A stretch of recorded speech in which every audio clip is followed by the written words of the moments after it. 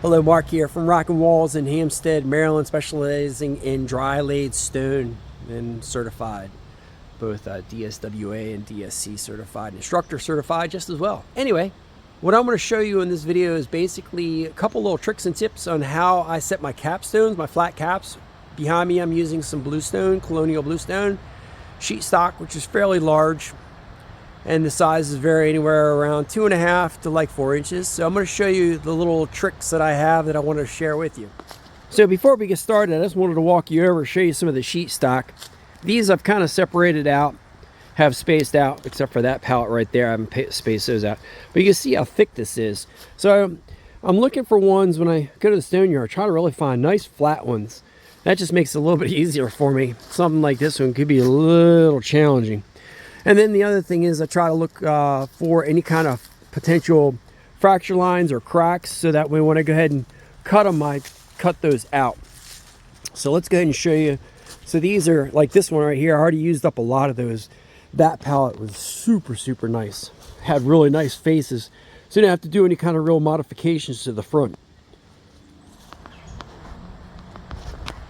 So the first ones that I did out of that grouping were right up in there.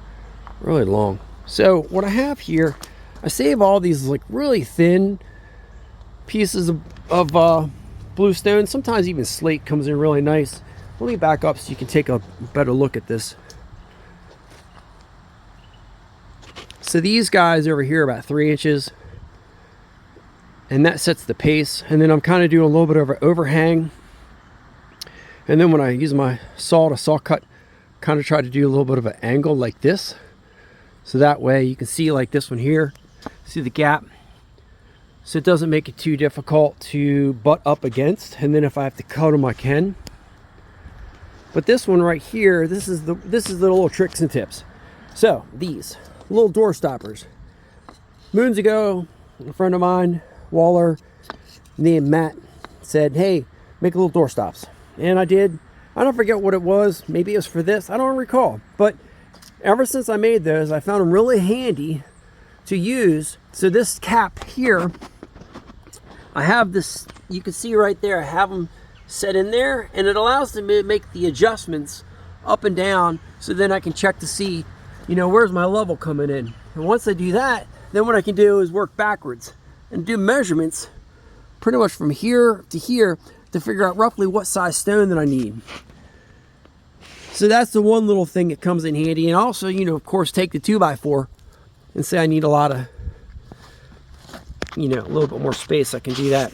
Sometimes the 2x4s or even like the 1x4s work really good to put underneath the stone.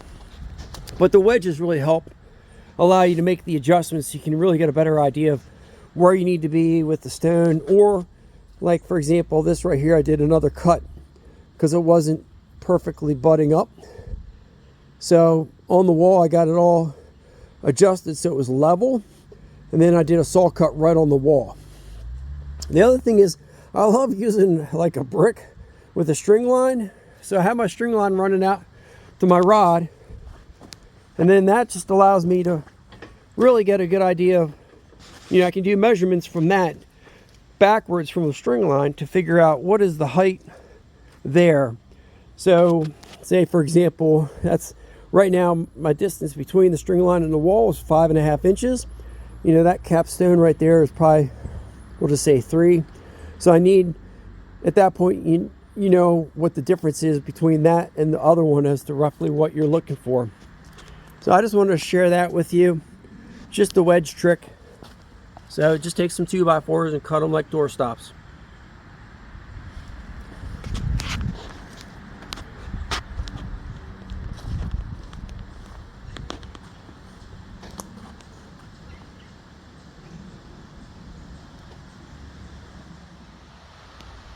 Nice thing with colonial bluestone is it's really excellent for thermaling, where you use a torch. And I use propane and oxygen to torch these. So basically I got everything set and everything looks good, and then the next thing I do is go ahead and actually torched it, and then I did chiseling on all the edges, give it a little bit more natural look, and just kind of checking it again.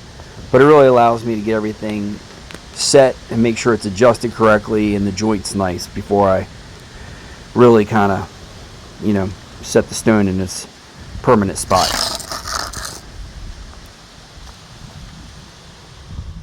Now this side of the wall here with the boulder is not finished.